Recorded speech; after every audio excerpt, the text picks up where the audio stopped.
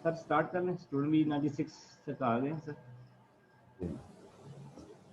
जी बिस्मिल्लाहिर्रहमानिर्रहीम। हमने कल लॉ ऑफ डिमांड को पढ़ा था और उसमें कुछ चीज़ें डिस्कस की थी। एक तो statement of the law of demand को हमने डिस्कस किया था, फिर शेड्यूल और उसका डायग्राम पे बात किया था, और मैंने आपको बताया था कि अदर फैक्टर्स कौन कौन से होते हैं। तो कल मैंने आपको बताया था कि अदर फैक्टर्स ये सारे हैं जो आपको अभी नज़र भी आ रहे हैं। इनको अजम्पशंस भी कहते हैं, इनको सेट्रस पेरिबस भी कहते हैं, इनको कंडीशंस भी कहते हैं, इनको नॉन प्राइस फैक्टर्स भी कहते हैं, और इनको अदर फैक्टर्स भी कहते हैं।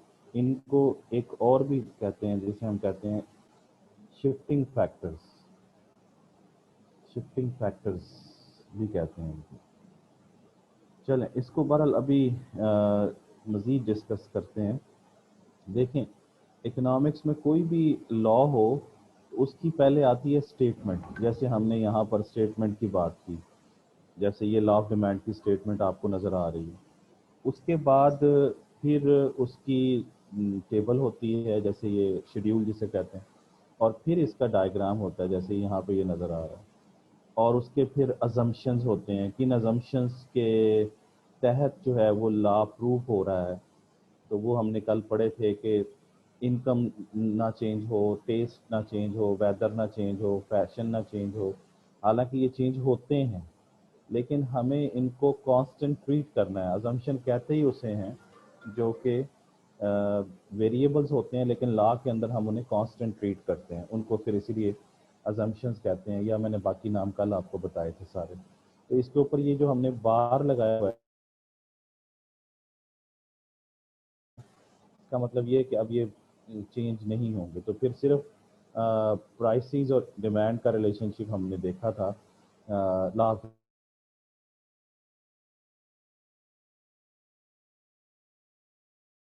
के अंदर, impact of price on demand भी। बाज़ औक़ात ये देखते हैं हम लोग कि लॉ जो है वो एप्लीकेबल नहीं रहता है। लॉ जो है वो हमें पूरा होता हुआ नज़र नहीं आता है। तो हम इस चीज़ को भी अब समझना है कि ये क्या है, ये ऐसी कंडीशंस कैसे हो सकती हैं। इन्हें हम एक्सेप्शंस कहते हैं, ठीक है ना। EXCEPTIONS, exceptions. एक्सेप्शंस, या हम इन्हें कहते हैं लिमिटेशंस।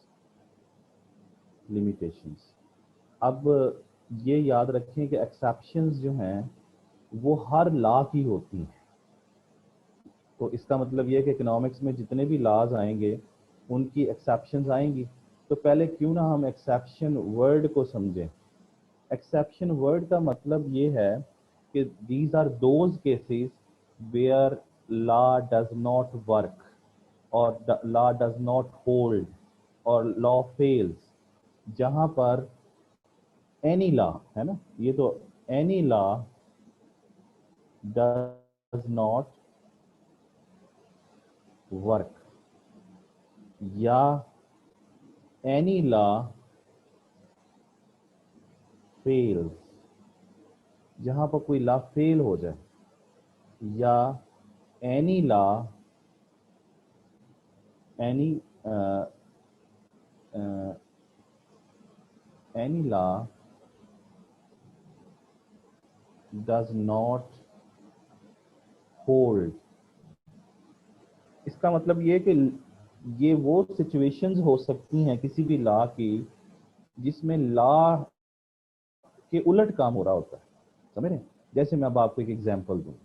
एग्जांपल ये है कि लॉ ये है कि जब भी आप सफ़र कर रहे हो तो आगे रेड लाइट ऑन हो जाए तो यू वुड स्टॉप, आप सब लोग रुक जाते हैं, ये लॉ है।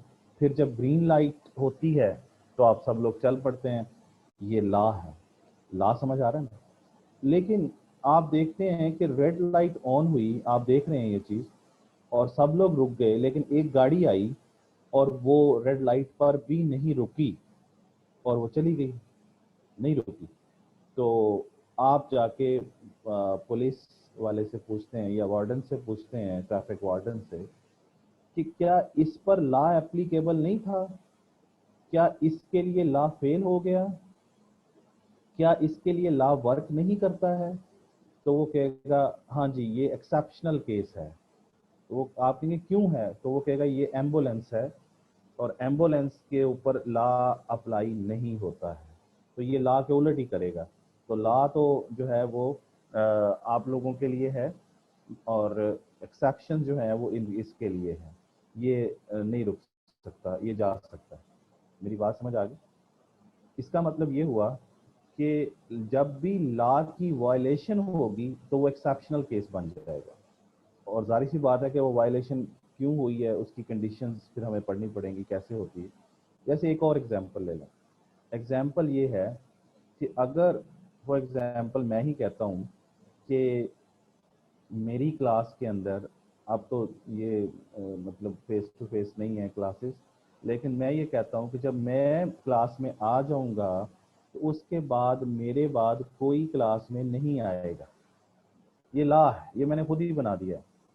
लेकिन पता चलता है कि अगले ही दिन एक साहब तशरीफ लाते हैं और ऐसे बुरा सा मुंह बना के कहते हैं सर आने दें। तो मैं कहता हूँ चल अच्छा आ जा यार। तो आप कहते हैं सर इस पर लॉ एप्लीकेबल नहीं है, तो मैं कहता हूँ ये एक्सेप्शनल केस है, चलो इसको मैंने माफ़ कर दिया, इसके लिए लॉ वर्क नहीं किया। तो मेरा ख्याल है कि आप लोगों को मेरी बात समझ में आ गई होगी कि जहाँ ये वो एक्सेप्शंस वो केसेस होते हैं, वो बातें होती हैं जहाँ पर लॉ काम नहीं करता, जहाँ पे लॉ फेल हो जाता है या लॉ होल्ड नहीं करता है। ये क्लियर होगी या आपको ये वाली चीज़ क्लियर होगी एक्सेप्शंस किसे कहते हैं? अब ये एक्सेप्शन हर लॉ की होंगी तो बार बार, और लॉ वो डिफरेंट होंगी, हर लॉ की एक्सेप्शन डिफरेंट होगी। लेकिन एक बात ये होगी कि वहां पर जो भी वो लॉ होगा वो उलट हो जाएगा, उस वो बातें उसके उलट हो जाएंगी, वो लॉ फेल हो जाएगा। जैसे अगर मैं ये अब आपसे कहूँ कि जी मैं बात करता हूँ किसकी भला, एक्सेप्शन है ना, exceptions of law of demand है ना, exceptions of law of demand की मैं बात करता हूँ, तो ये बात डिफरेंट हो गई ना। तो अब पहली बात ये कि लॉ ऑफ डिमांड जो है वो क्या है। लॉ ऑफ डिमांड मैं इधर लिख रहा हूँ, लॉ ऑफ डिमांड है quantity demand is a function of price, और ये नेगेटिव फंक्शन है। मींस के प्राइसेस के बढ़ने से, सॉरी, प्राइसेस के बढ़ने से डिमांड जो है वो कम हो जाती है, और प्राइसेस के कम होने से डिमांड जो है वो बढ़ जाती है। ये है law of demand. Other things remaining the same, यानी बाकी फैक्टर्स भी हैं लेकिन उनको चेंज नहीं करना है। तो ये क्या बता रहा है, ये नेगेटिव रिलेशनशिप बता रहा है कि एक अपवर्ड जा रहा है, एक डाउनवर्ड जा रहा है, एक डाउनवर्ड जा रहा है, एक अपवर्ड जा रहा है। तो ये जब भी ऑपोजिट डायरेक्शन होती है, मैंने आपको समझाया था, उसको नेगेटिव कहते हैं, ये डिक्रीजिंग फंक्शन कहते हैं। अब आप ही बताइए, अगर मैं एक्सेप्शंस करूं, तो मैंने भी कहा था कि एक्सेप्शन जनरली समझाया था कि जिसमें लॉ फेल हो जाता है, तो आप लॉ को फेल कर दें तो क्या होगा, इसमें ये होगा कि प्राइसेस बढ़ेंगी तो डिमांड भी बढ़ेगी।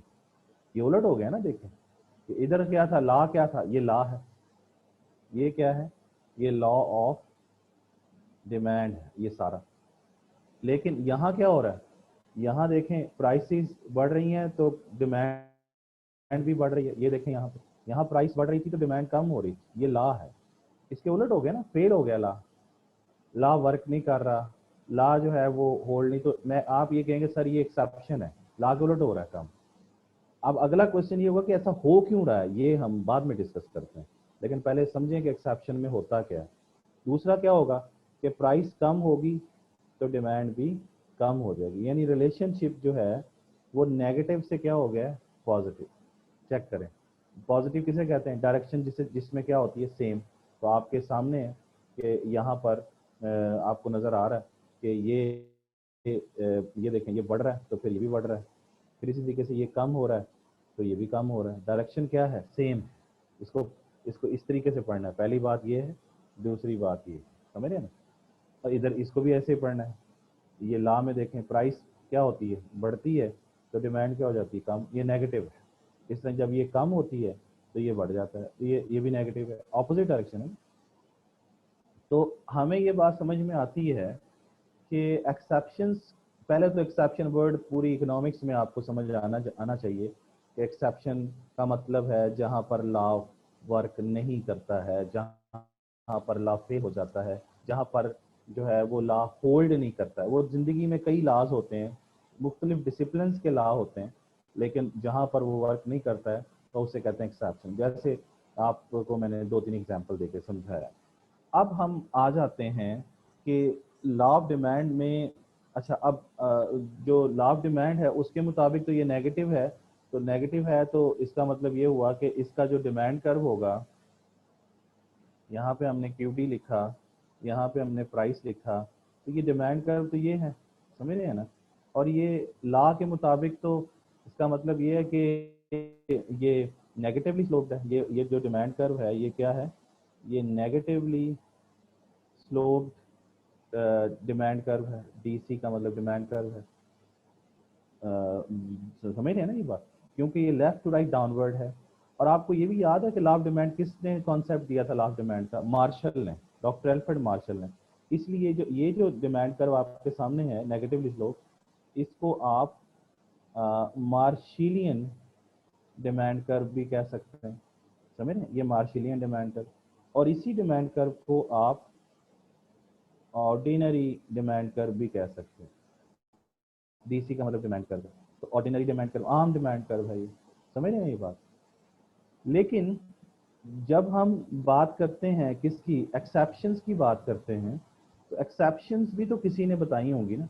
तो एक्सेप्शंस जो लॉ ऑफ डिमांड की बताई थी वो किसने बताई थी, तो उनका जो नाम है वो है सर रॉबर्ट गिफन। जो यानी बहुत सारे लोग हैं लेकिन ज़्यादातर लोग कौन है, जो मेन बंदा है वो कौन है, वो है sir Robert Giffen. Sir Robert Giffen, ये भी यूके से इसका ताल्लुक था। तो लॉ ऑफ डिमांड किसने दिया था, लॉ ऑफ डिमांड याद करें, लॉ ऑफ डिमांड का मैंने बताया था आपको किसने दिया था, तो law of demand doctor Alfred Marshall ने दिया था, ये मैंने आपको समझाया था, डॉक्टर एल्फ्रेड मार्शल ने ये बात की थी। अच्छा ये भी यूके से था। अच्छा अब ये है कि अब हमने पढ़ना है कि जनाब ये कैसे होता है, ये चीज़ पॉजिटिव कैसे होती है। लेकिन ये बात ध्यान में रखें कि अगर ये रिलेशनशिप, अभी भी ये रिलेशनशिप प्राइस और डिमांड का ही है, लेकिन ये प्राइस और डिमांड का रिलेशनशिप पॉजिटिव है। और अगर ये पॉजिटिव है तो अगर हम इसका डिमांड कर बनाएं किसका भला, एक्सेप्शंस के अंदर, तो वो कैसा बनेगा। तो ये फॉर एग्जांपल क्यूडी है, ये प्राइस है, तो वो आपको पता है कि पॉजिटिव अगर रिलेशनशिप हो तो फिर कर्व भी क्या बनेगा, पॉजिटिव। तो अब ये डिमांड कर्व ऐसा बनेगा। लेकिन ये अभी डिस्कस करना बाकी है कि ऐसा होता क्यों है, इस पर भी बात करनी है। लेकिन अगर हो जाए कि लोग ज़्यादा कीमत पे ज़्यादा खरीदें और कम कीमत पे कम खरीदें, तो फिर पॉजिटिवली स्लोप डिमांड कर्व होता है। और ये जो डिमांड कर्व आपके सामने है, इसको हम क्या कहेंगे, इसको हम कहेंगे exceptional demand curve. This is exceptional demand curve. लेकिन ये डिमांड कर्व कौन सा था, ये ऑर्डिनरी था, आम, ये एक्सेप्शनल है। अच्छा दूसरी चीज़, ये डिमांड कर्व का कॉन्सेप्ट जो एक्सेप्शनल है ये किसने दिया था, अभी मैंने बताया गिफन ने दिया था। तो इसको हम गिफन डिमांड कर्व भी कह सकते हैं। इसका मतलब जो लॉ ऑफ डिमांड के ऊपर बेस करता हुआ डिमांड कर्व है वो नेगेटिवली स्लोप है। ये लॉ ऑफ डिमांड के मुताबिक बना हुआ है ना, ये वाली चीज़, ये वाली, तो ये नेगेटिवली स्लोप्ड है। और ये चूंकि मार्शल ने दिया था तो इसलिए मार्शिलियन डिमांड कर्व भी कहते हैं, या सिर्फ इसको डिमांड कर्व भी कहते हैं, जस्ट डिमांड कर्व। तो डिमांड कर्व ये डिमांड कर्व है, या नेगेटिवली स्लोप डिमांड कर्व है, या मार्शिलियन डिमांड कर्व है, या ऑर्डिनरी डिमांड कर्व है, या डिमांड कर्व कह लीजिए। अच्छा इधर आ जाए, तो ये क्या है, ये एक्सेप्शंस पे बेस करता है, क्योंकि रिलेशनशिप क्या हो गया, पॉजिटिव हो गया, तो डिमांड कर्व भी पॉजिटिव हो गया। तो ये पॉजिटिवली स्लोप्ड डिमांड कर्व है। समझ रहे हैं? तो पॉजिटिवली स्लोप डिमांड कर्व जो है वो किसने दिया था? वो गिफन ने दिया था। और लास्ट डिमांड किसने दिया था? मार्शल ने। इसलिए मार्शलियन डिमांड कर्व ये कहलाएगा, ये वाला। अच्छा, अब आ जाइए, अब हम इसकी फाउंडेशन पे बात करते हैं कि ऐसा ऐसा क्यों होता है, रिलेशनशिप जो है वो क्यों जो है वो पॉजिटिव हो जाता है। ये वाली जो इसकी इसकी रीजंस क्या है, यानी इस सिचुएशन ये ऐसा क्यों होता है। तो उसकी रीजंस होंगी ना कोई कि ऐसा क्यों हो रहा है वहाँ पे। तो उसमें लेकिन ये बात ध्यान में रखें कि ये अभी भी प्राइस का रिलेशनशिप डिमांड के साथ है, लेकिन रिलेशनशिप जो है वो क्या हो गया? पॉजिटिव हो गया। अच्छा, अब इसमें अगर हम देखें तो उसमें पहली जो चीज़ है वो है rumour rumour rumour about the shortage of commodity. अच्छा, कमोडिटी का मतलब क्या होता है? कमोडिटी का मतलब होता है गुड्स एंड सर्विसेज। जो हम आम जिंदगी में कभी गुड्स खरीदते हैं, कभी सर्विसेज खरीदते हैं। जैसे आप बुक खरीदते हैं, सेब खरीदते हैं, पेन खरीदते हैं, मेडिसिन खरीदते हैं, ये सारी गुड्स हैं। इसी तरीके से सर्विसेज होते हैं। जैसे आप जो है वो लॉयर की सर्विसेज ले लेते हैं, या डॉक्टर के पास जाकर चेकअप कराते हैं, या टीचर से पढ़ते हैं, ये सर्विसेज हैं।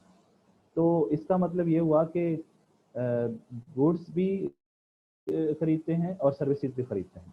तो ये अगर आप गुड्स और सर्विसेज नहीं बोलना चाहते लफ्ज, तो कमोडिटी बोल दीजिए। कमोडिटी का मतलब गुड्स एंड सर्विसेज। अब ये र्यूमर है, र्यूमर का क्या मतलब है?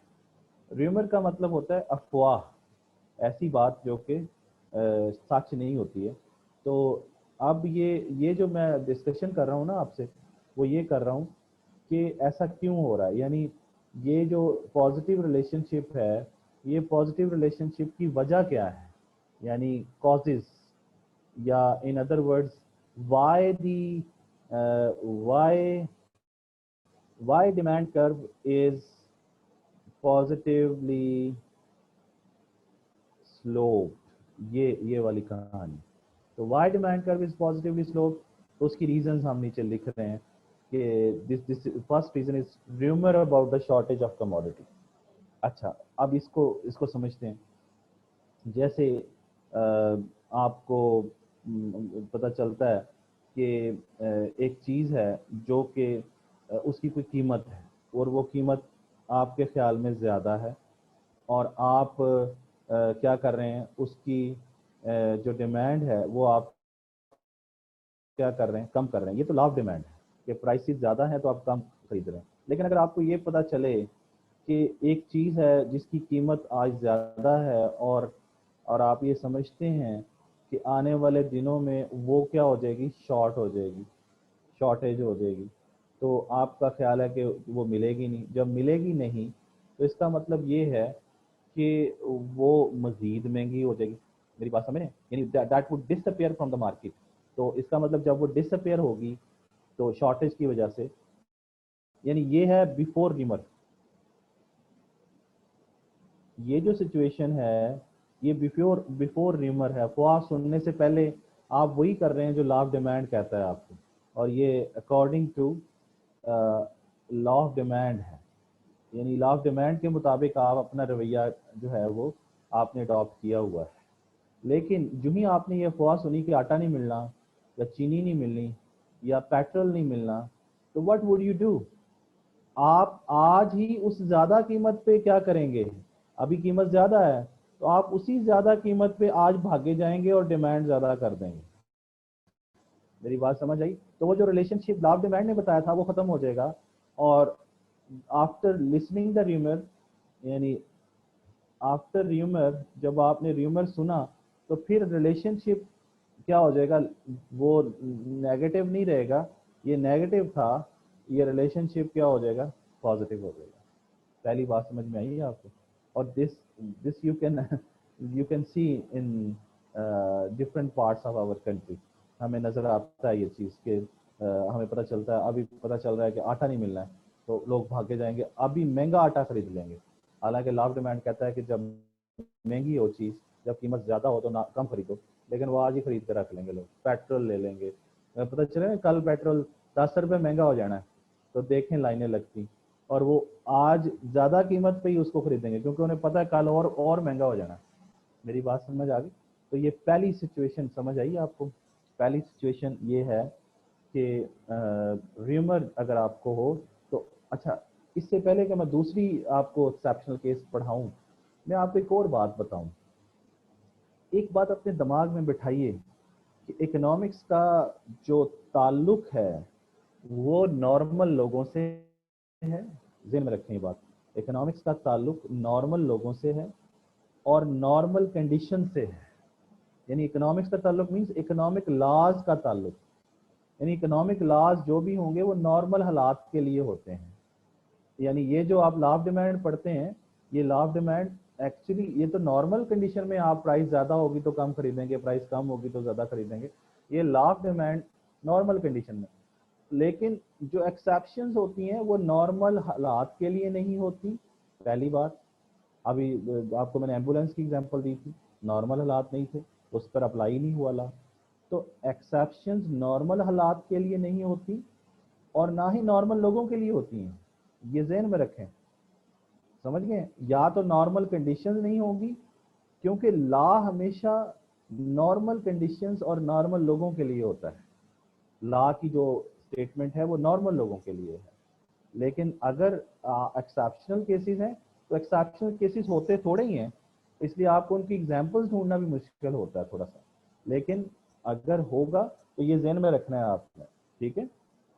अच्छा, दूसरी चीज़ ये है, अब दूसरी मतलब ये हम पढ़ रहे हैं, हम क्या पढ़ रहे हैं, why the demand curve is positively slope. तो ये देखें पॉजिटिव की वजह समझ आई ना आपको, या इन इन अदर वर्ड्स के एक्सेप्शंस क्या है लॉ ऑफ डिमांड की। तो एक्सेप्शन नंबर 1 ये हो गई।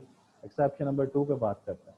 एक्सेप्शन नंबर 2 जो है जनाब वो है प्रेस्टिजियस कमोडिटी। क्या कहेंगे इसको?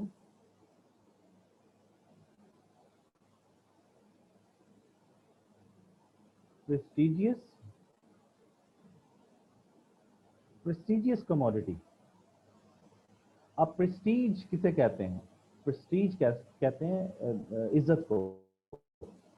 यानी इसका मतलब ये कि ऐसी चीज़ें जिसको जिसको आप समझते हैं कि इससे मेरी वकार में इजाफा होता है, इससे मेरी स्टेटस में इजाफा होता है, तो फिर आप क्या करेंगे? जैसे ख़वातीन जो हैं वो गोल्ड पहनती हैं, है ना, इस तरह प्रीशियस स्टोन्स होते हैं, पेंटिंग्स होती हैं, इंटीक्स होते हैं। तो ये वो हैं जो कि बड़ी प्रेस्टिजियस समझी जाती हैं और रिच पीपल नॉर्मली इनको खरीदते हैं। तो आप देख लें, वो एक पेंटिंग होगी तो उसकी कीमत ज़्यादा होगी, तो आप उसकी कीमत ज़्यादा पर भी उसको खरीदेंगे। क्यों खरीदेंगे? क्योंकि आप समझते हैं कि अगर मैं ये ले जाऊंगा, लोग आएंगे, देखेंगे मेरे घर में, वो कहेंगे बड़ा अमीर आदमी है और बड़ी मेरी इज्जत में इजाफा होगा, तो वो महंगा सोफ़ा खरीदेगा, महंगी जो है वो चीज़ें खरीदेगा, तो उससे उसकी शान में इजाफा होता है। मेरी बात समझ आई? तो जब मामला प्रेस्टीज का आ जाए तो लॉ ऑफ डिमांड को नहीं देखते लोग, क्योंकि ये नॉर्मल कंडीशन नहीं है। देखें, अगर आप कि आपने किसी शादी में चले जाएं तो आपको नज़र आएगा कि वो जो बेचारी एक होती है दुल्हन, वो उसको वावा उसको जो है ना वो काला पीला नीला मुंह किया होता है उसका, और उसको जो है वो कोई ड्रेस पहनाया होता है, कोई 1,50,000 का कोई इतना ड्रेस पहनाया होता है। क्योंकि उस वक्त मामला क्या होता है, उस वक्त मामला प्रेस्टीज का होता है। इस तरह एक वो दूल्हा होता है तो उसको भी बेचारे को सजाया होता है, सेरा सूरा लगाया होता है, या कोई जूती भी उस दिन अच्छी पहन लेता है वो, और कपड़े भी उसको अच्छे मिल जाते हैं उस दिन बेचारे को। तो वो भी एक प्रेस्टीज होती है ना कि उस दिन उसकी वैल्यू है। उस दिन उस सबसे महंगे कपड़े उसने पहने होते हैं, फिर जिंदगी भर उसने नहीं पहनने। तो क्योंकि जिंदगी भर शादी नॉर्मल कंडीशन नहीं है, शादी नॉर्मल दिन नहीं है। समझ आई बात आपको? इस तरह ईद है, ईद नॉर्मल दिन नहीं है। उस दिन आप देखें, आपने जूती भी अच्छी पहननी है, आपने महंगी चीज लेके आनी। तो जहाँ प्रेस्टीज का मामला आ जाए यानी फॉर एग्जांपल आप किसी इदारे के सरबराह बन जाते हैं तो आप कहेंगे यार मेरी जूती भी अच्छी हो, मैं महंगी ले लूँ, मेरी गाड़ी भी अच्छी हो जाए, मेरी घड़ी भी अच्छी हो जाए, लोगों मेरी प्रेस्टीज का मामला है। तो जहाँ प्रेस्टीज आ जाएगी वहां पर लॉ ऑफ डिमांड फेल हो जाएगा, तो वो लोग प्राइस ज्यादा पर ज्यादा खरीदेंगे और प्राइस कम पर क्या करेंगे, कम खरीदेंगे उसको। ये बात समझ आ गई आपको? तो मैंने आपको दूसरी बात भी समझा दी है कि क्यों क्यों क्यों ऐसा होता है। ये इसकी ये why the demand curve is positively slope. ये देखें फॉर एग्जांपल आप इस पॉइंट पे हो डिमांड कर्व पे और यहाँ पर कीमत हो 100 रुपया, तो आप एक चीज़ खरीदते हैं, लेकिन जो ही वो कीमत 200 हो जाए तो आप कहते हैं मुझे 2 दे दें, है ना। हालांकि ये लॉ ऑफ डिमांड के उलट है, लेकिन चूंकि अब वो महंगी हो गई है तो अब आप उसको ज़्यादा खरीद रहे हैं, लेकिन कम कीमत पे आप उसको कम खरीद रहे हैं। समझ रहे हैं? तो इसका मतलब ये है, जैसे आप लोग एक एडवर्टीजमेंट आती होती थी इंग्लिश टूथपेस्ट की, अभी भी शायद इंग्लिश टूथपेस्ट हो, तो एक एडवर्टीजमेंट आती होती थी जीत गया इंग्लिश हार गई महंगाई। तो वो कोई 25-30 रुपए की इंग्लिश टूथपेस्ट मिल जाती थी, लोगों ने कहा कि हमने तो नहीं खरीदनी, क्योंकि क्योंकि ये सस्ती है, तो फिर ये हमारी शान के खिलाफ है, तो वो लोग नहीं खरीदते। फिर बार में वो बात रक्षों के पीछे लिखवाया होता था उन्होंने इंग्लिश टूथपेस्ट में कि अगर हम भी इसको 100 रुपए की कर दें तब खरीदोगे। तो इसका मतलब ये है कि लोगों का जो बिहेवियर है वो ऐसा है कि वो प्राइस हाई को हाई क्वालिटी समझते हैं और वो फिर उसको खरीदते हैं। अगर प्राइस लो को वो लो क्वालिटी समझते हैं और फिर उसको नहीं खरीदते हैं। मेरी बात समझ आ गई? तो बहरहाल ये कुछ बातें मैंने आपसे डिस्कस की। तीसरी जो रीज़न है वो हम देखते हैं वो क्या है। वो है फ्यूचर प्राइसेस या expected prices. Expected prices expected prices और फ्यूचर प्राइसेस। अब ये बात पहले भी डिस्कस की है मैंने आपको, जो शॉर्टेज के हवाले से जब मैंने बात की थी, कि अगर आप ये एक्सपेक्ट कर रहे हैं, आप पहले बिहेवियर आपका ये है कि प्राइस ज़्यादा है तो आप कम खरीद रहे हैं, ये लॉ ऑफ डिमांड है। This is negative law of demand है। नहीं समझ आई? तो लेकिन अब आपको पता चलता है कि फ्यूचर में उसकी कीमत यानी एक्सपेक्टेड प्राइस, ई का मतलब एक्सपेक्टेड प्राइस, वो बढ़ जाएगी। तो आप क्या करेंगे? आज भी कीमत ज्यादा है, ये आज की स्टोरी है, ये आने वाले दिन की स्टोरी है। तो आप क्या करेंगे? आज आप क्या कर रहे थे, प्राइस ज्यादा थी तो आप डिमांड क्या कर रहे थे, कम कर रहे थे। लेकिन जो ही एक्सपेक्टेड प्राइस आपके जहन में आई कि और ज्यादा कीमत बढ़ जानी है, तो आपने क्या किया, आपने कहा कि ये तो और महंगी हो जाएगी। अभी भी महंगी है, अभी भी कीमत ज्यादा है तो आप कम खरीद रहे हैं। लेकिन जब आपने सोचा कि कीमत और बढ़ जानी है तो आपने कहा नहीं, अब मैं क्या करूं, अभी मैं ज्यादा खरीद लेता हूं। तो आपका जो रिलेशनशिप है वो ये होने के बजाय ये हो जाता है। जब आपके दिमाग में ये आता है ये तो और महंगी हो जानी है, तो आप क्या करते हैं, प्राइस के साथ डिमांड आज ज़्यादा कीमत पे उसको खरीद लेते हैं, यानी प्राइस जो है वो डिमांड के साथ पॉजिटिवली स्लोप हो जाती है। समझते हैं? ये आप अक्सर अपने मुल्क में देखते हैं, हम अपने मुल्क में देखते हैं कि पेट्रोल की कीमत हमें पता चलती है कि गवर्नमेंट बढ़ाने वाली है, क्या करते हैं, लेकिन आज ज़्यादा है तो आप कम खरीद रहे होते हैं। लेकिन जब ये खबर सुनते हैं टीवी पे कि कल 10 रुपये बढ़ जानी है, 27 रुपये बढ़ जानी है, तो पूरी कौम पहुंच जाती है फिलिंग स्टेशन पे कि जाए हम जितना पता नहीं सारा ही डलवा लेना है उन्होंने, लेकिन जितना वो फ़ायदा हो सकता है वो करने की कोशिश करते हैं। तो ये है तीसरी बात जिसकी नतीजे में रिलेशनशिप क्या हो गया, रिलेशनशिप क्या हो गया, पॉजिटिव हो गया यहाँ पे। अच्छा, फिर जो चौथी चीज़ है वो है Giffen Giffen good. Giffen good को हम इंफीरियर गुड भी कहते हैं। गिफन गुड या इंफीरियर गुड। गिफन मैंने अभी बताया उस बंदे का नाम है जिसने ये कॉन्सेप्ट दिया था, किसका भला, exceptions of the law of demand का, सर रॉबर्ट गिफन। तो ये गिफन उसका नाम है। अच्छा, अब गिफन गुड क्या है? अब देखें, गिफन कहता है कि एक चीज़ आपके दिमाग में इंफीरियर है और उसकी वजह यह है कि उसकी कीमत कम है। इसकी कीमत क्या है, कम है, तो वो इंफीरियर है। पता चलता है कि उसकी कीमत मजीद गिर गई है, तो वो तो फिर और ज़्यादा इंफीरियर होगी। तो लोग उसकी डिमांड क्या कर देते हैं, कम कर देते हैं। मेरी बात समझ आई कि प्राइसेस जिसकी कम है उसको आप कह रहे हैं कि वो इंफीरियर गुड है, और फिर मजीद उसकी कीमत अगर गिर जाए, यानी इतनी गिरी है मजीद और गिर जाए, तो फिर क्या होगा, डिमांड कम कर देंगे लोग। ये बात समझ आई आप? तो गिवन गुड क्या है कि जब भी आपको ये लगता है कि एक चीज़ इंफीरियर है और आप उसकी कीमत में मज़ीद समझते हैं कि ये कमी होगी, तो वो आप उसकी डिमांड को मज़ीद कम कर देते हैं। मैंने इसको इतना डिटेल में नहीं बताया गिवन गुड को, अगर अभी ज़रूरत पड़ेगी तो फिर मैं आपको मज़ीद डिस्कस भी करूँगा, लेकिन इतना काफ़ी है अभी फ़िलहाल। अच्छा, उसके बाद ये 4 केसेस हो गए, और जो एक और केस हम लोग डिस्कस कर लेते हैं, 5वां केस डिस्कस कर लेते हैं। वो क्या है? वो है 5वां केस ये है कि एक आपको एक और र्यूमर सुनने को मिलता है, rumour about the devaluation devaluation of currency, devaluation of currency. तो ये आपने एक और र्यूमर सुना, लेकिन अब जाहिर सी बात है कि र्यूमर सुनने से पहले हमें ये समझना है कि डीवैल्यूएशन ऑफ करेंसी क्या है पहले। तो पहले मैं ये समझा दूं, फिर मैं र्यूमर उसमें डाल के फिर मैं आपको रिलेशनशिप प्राइस और डिमांड का पॉजिटिव समझाता हूँ। देखें, ये बात को समझें।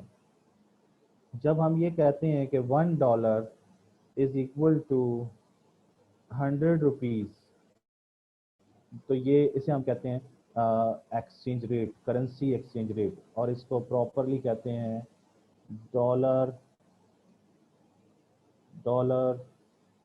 रुपी exchange rate, dollar rupee exchange rate. समझ रहे हैं? एक्सचेंज रेट का मतलब क्या होता है? एक्सचेंज रेट जो है, एक्सचेंज रेट जो है, एक्सचेंज का मतलब होता है गिव एंड टेक। तो ये बन गया give and take rate. Exchange rate का क्या मतलब बन गया? Give and take rate. तो अब ये कुछ भी हो सकता है। जैसे लोग कहते हैं एक्सचेंज रेट जरूरी नहीं है कि करेंसी का ही हो। जैसे आप कहते हैं जी 1 किलोग्राम एप्पल्स है ना इज इक्वल टू 200 रुपीज़, तो ये भी एक्सचेंज रेट है। तो ये दे दो, ये ले लो। समझ आई बात? क्या करना है? ये गिव करना है, ये टेक करना है। तो इसे कहेंगे एप्पल रुपी एक्सचेंज रेट। नहीं समझ आई बात? एप्पल देने हैं और एप्पल लेने हैं और रुपीस जो है वो देने हैं। इसी तरीके से अक्सर लोग कहते हैं कि जी दिल दिया है, दिल लिया है, तो ये भी बराबर है, एक्सचेंज रेट है। ये जस्ट फॉर जोकिंग। अच्छा, बहरहाल आप ये बात समझनी है कि एक्सचेंज रेट सिर्फ करेंसी का ही नहीं होता, बहुत कमोडिटी का भी होता है। जैसे आप बार्टर सिस्टम में चले जाएं तो आप कहते हैं 1 pen is equal to 2 shoes, है ना? तो ये भी एक्सचेंज रेट है। एक पेन किसके बराबर है? 2 शूज के बराबर है, यानी शूज ही देने हैं और शूज ही लेने हैं। तो ये बार्टर बन जाएगा। मतलब कि एक्सचेंज रेट क्या है? 2 shoes is the price of 1 pen. यानी बार्टर सिस्टम में भी कीमत मौजूद है, वो ये प्राइस है किसकी? पेन की। तो ये आपने देना है। ये गिव है, ये टेक है। ठीक है ना? शूज देने हैं, वो लेने।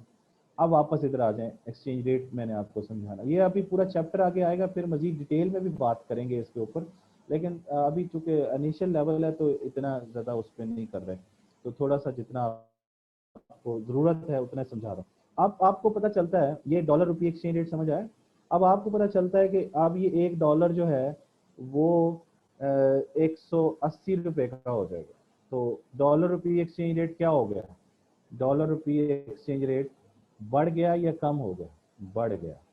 इसका मतलब ये है कि आपकी जो, आप इसको डॉलर ना समझें, इसको समझ लें एक शर्ट है। तो पहले वो शर्ट 100 रुपये की आती थी, अब वो शर्ट जो है 180 रुपये की आती, क्योंकि 100 रुपया कीमत है $1 की। इसी तरीके से 180 रुपया कीमत है $1 की। अब समझ रहे हैं ना बात? तो डॉलर महंगा हो गया या सस्ता हो गया? डॉलर महंगा हो गया, डॉलर क्या हो गया? एक्सपेंसिव हो गया। तो आपकी करेंसी क्या हो गई? सस्ती हो गई या महंगी हो गई? रुपये क्या हो गई? पाकिस्तानी रुपये क्या हो गया? वो चीपर हो गया, सस्ता हो गया। मेरी बात समझ आ गई? इसका मतलब ये है कि जब भी एक्सचेंज रेट को हम ई कहते हैं, जब भी डॉलर रुपी एक्सचेंज रेट बढ़ेगा, value of the currency, value of local currency वो क्या हो जाएगी? गिर जाएगी। मेरी बात समझ आ गई? अब जो वैल्यू ऑफ करेंसी गिर रही है, इसको हम क्या कहेंगे? इसको हम कहेंगे डीवैल्यूएशन। समझ आ गई? Devaluation of local currency. आपकी करेंसी की वैल्यू गिर गई है, ठीक है? या ये बात समझ आ गई आप लोगों को? या गिराई गई है? असल में ये फिर डिटेल में चले जाएं तो दो चीजें आ जाती हैं। एक होती है करेंसी की वैल्यू गिरना और एक होती है करेंसी की वैल्यू को गिराना। तो यहाँ पर जो एक्चुअली मतलब है डिवैल्यूएशन का, वो है करेंसी की वैल्यू को गिराना। ये डिवैल्यूएशन का मतलब होता है गिराना, ठीक है? तो गिरना जो होता है वो और होता है, उसे हम कहते हैं डेप्रीसिएशन ऑफ करेंसी। वो फिर डिटेल हो जाती है, मैं अभी इस तरह डिटेल में जाना नहीं चाह रहा अभी फिलहाल, क्योंकि वो चैप्टर जब आएगा तब। क्योंकि अभी हमारा कंसर्न फिलहाल ये समझना है कि कैसे प्राइस और डिमांड का रिलेशनशिप पॉजिटिव हो जाता है। और हम इसमें र्यूमर पढ़ रहे हैं कि र्यूमर है यानी अफवाह है कि करेंसी की वैल्यू जो है वो क्या हो जाएगी? गिर जाएगी, यानी फॉल आएगा उसके अंदर। तो आप ज़रा गौर कीजिए। लेकिन मैं आपको ये समझाया कि ये गिरती कैसे है।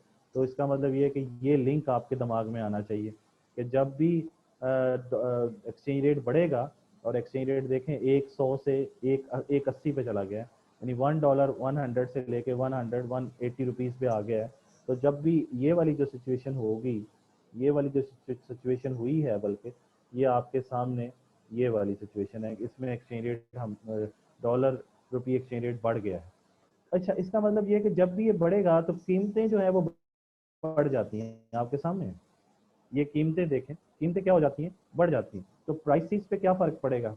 बढ़ जाएंगे।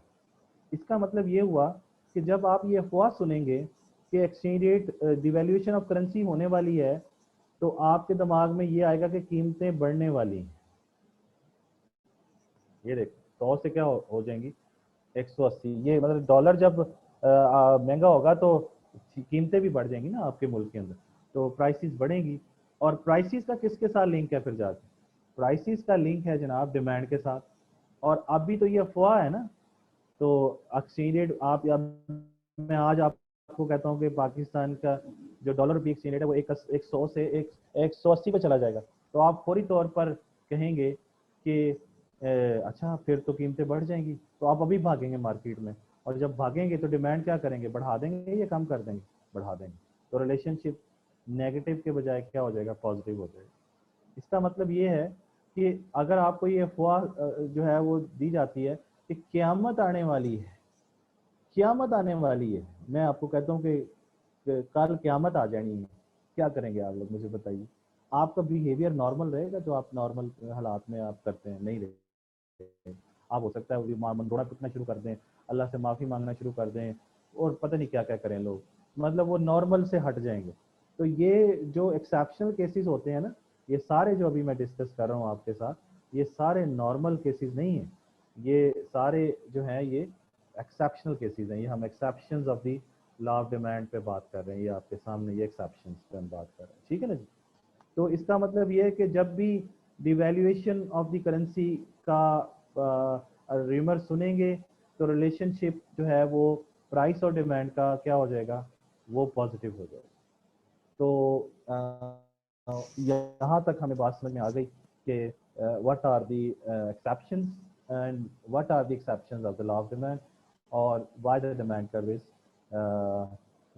कर्व इज पॉजिटिवली स्लोप्ड, ठीक है? तो यहाँ तक कोई प्रॉब्लम है तो मुझे बताइए ताकि हम उसको देखें, या आखिरी 10 मिनट में डिस्कस करेंगे ताकि ना टॉपिक पहले मुकम्मल कर लें, तो ये उसके बाद हम लास्ट 10 मिनट्स में आपके क्वेश्चंस को एड्रेस करते हैं ताकि कोई इशू है तो हम उसको देखें। अच्छा, ये यहाँ तक कहानी जो है वो ख़त्म होती है।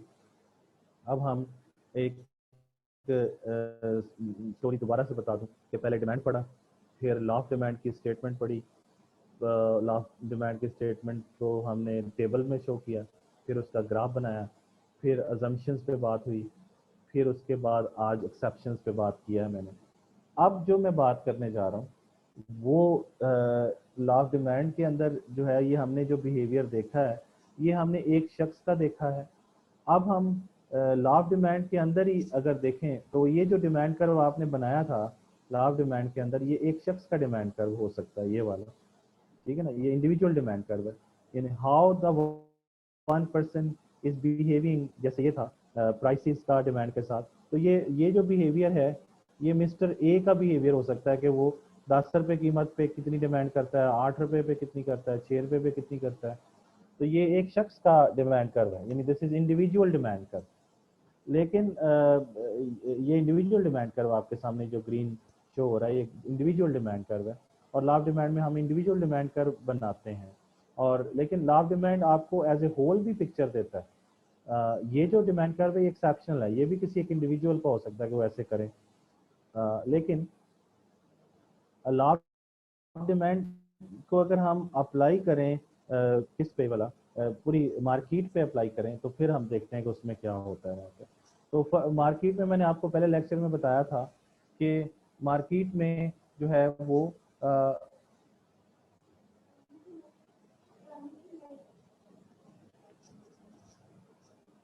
मार्केट के बारे में मैं आपको बताया था कि उसमें बायर्स भी होते हैं और उसमें सेलर्स भी होते हैं, तो दोनों होते हैं।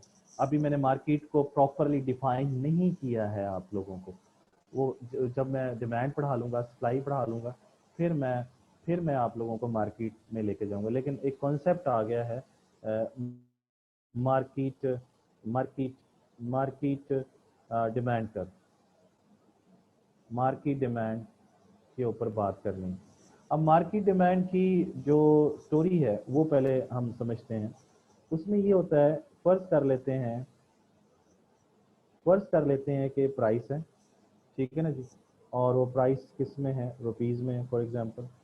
और फर्ज करते हैं कि एक मार्केट में जो किसी एक चीज़ की डिमांड हम देख रहे हैं, और फर्ज कर लेते हैं, सिर्फ फर्ज कर रहे हैं कि उसमें 3 लोग हैं जो उस चीज़ को खरीदते हैं। पहले तो हमने एक डिमांड बी की है और एक डिमांड क्या है, सी की है। तो डिमांड सी की, इसका मतलब ये है कि ये 3 हमारे पास क्या हैं, लोग हैं। अब जाहिर सी बात है मार्केट में बहुत ज़्यादा लोग होते हैं, तो मैं इतने ज़्यादा कॉलम तो नहीं बना सकता, आपको समझाने के लिए बता रहा हूँ कि फ़र्ज़ कर लेते हैं कि 3 बंदे हैं मार्केट में। तो अब पहले तो इंडिविजुअल डिमांड कर बनाया था तो एक ही डिमांड आई थी। अब हम कहते हैं ये 12 रुपये है कीमत, फिर 10 रुपये है, फिर 8 हो गई, फिर 6 हो गई, फिर 4 हो गई, फिर 2 हो गई, है ना, तो कीमत कम हो रही। तो अब इस पे ये किसी भी चीज़ की डिमांड है, फॉर एग्जांपल मिल्क की है, तो हम ये कहते हैं कि 12 रुपये जब लीटर दूध होता है तो ए कहता है बहुत महंगा है, मैं नहीं लेता, ज़ीरो, वो डिमांड ही नहीं करता। बी का जब वो 10 होती है तब भी कहता है नहीं अभी भी बहुत महंगी, जब वो 8 होती है कहता है नहीं नहीं अभी भी बहुत महंगी, मैंने नहीं लेना।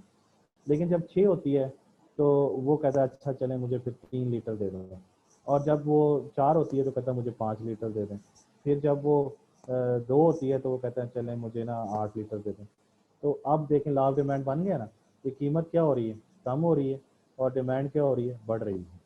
तो ये अगर हम इसको इन दो को मिला देंगे तो ए का डिमांड कर बन जाएगा, एक शख्स का डिमांड कर बन जाएगा। अच्छा, इसी तरीके से बी की रिस्पॉन्स देखते हैं, तो 12 रुपये पे वो कहता है जी मैं नहीं लेता बहुत महंगी है, 10 पे वो कहता है नहीं लेता मैं बहुत महंगी है, हाँ 8 पे वो कहता है ठीक है मुझे ना आप 4 दे दें, 4 लीटर दे दें, फिर वो कहता है अच्छा मुझे फिर 8 दे दें, फिर वो बढ़ाता जाता है, आपकी अपनी डिमांड 12 कर देता है, फिर वो क्या करता है 16 कर देता है, समझ रहे ना।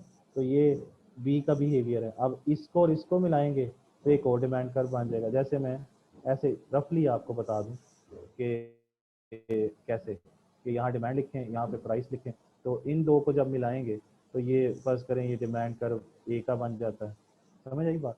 फिर प्राइस को इससे मिलाएंगे तो फर्ज करें कि वो डिमांड बी की बन जाती है, समझ आई बात आपको। इसी तरीके से अब सी का बिहेवियर देखते हैं। तो सी का बिहेवियर देखें तो 12 रुपये कहता है नहीं जी मैं नहीं लेता, बहुत महंगी, ये भी कहता है बहुत महंगी, नहीं लेता। लेकिन जब 10 कीमत होती है, 12 से 10 होती है, तो ये कहता है हाँ मुझे 4 यूनिट दे दें। तो ये इसका मतलब कोई अमीर आदमी है, ये इसके लिए 10 रुपये महंगी है लेकिन फिर भी वो 4 यूनिट लेता है। फिर क्या है 8 ले रहा है, फिर वो 12 कर रहा है, फिर 16 कर रहा है, फिर वो 20 कर रहा है ना। तो अब आपको नजर आ गया होगा कि तीनों के साथ अगर इसको और इसको मिला दें, यानी प्राइस को इसके साथ मिलाएं, तो हो सकता है डिमांड कर्व एक और बन जाए, ये डिमांड कर्व सी का बन जाएगा। तो 3 डिमांड कर्व बन गए। तो बात ये है कि हमने असल में अब इंडिविजुअल डिमांड कर्व नहीं बनाने, ये तो आप बनाना चाहें तो आपके सामने मैंने बना के दिखाए हैं। आपने मार्केट डिमांड बनानी। और मार्केट डिमांड क्या है? मार्केट डिमांड की पहले डेफिनेशन समझिए। Market demand for a commodity is the sum of all individuals demand for the commodity at a given price। ये है मार्केट डिमांड की डेफिनेशन। यानी अगर मैं इसको आपको समझाऊं तो दैट इज कि एक स्पेसिफिक प्राइस के ऊपर, यानी ये 12 रुपये कीमत पे आपने ये मैंने आपको समझाया था कि ये जो लाइन होती है ये हॉरिजेंटल होती है और ये जो लाइन होती है ये वर्टिकल होती है। तो अगर आप यहाँ पे देखें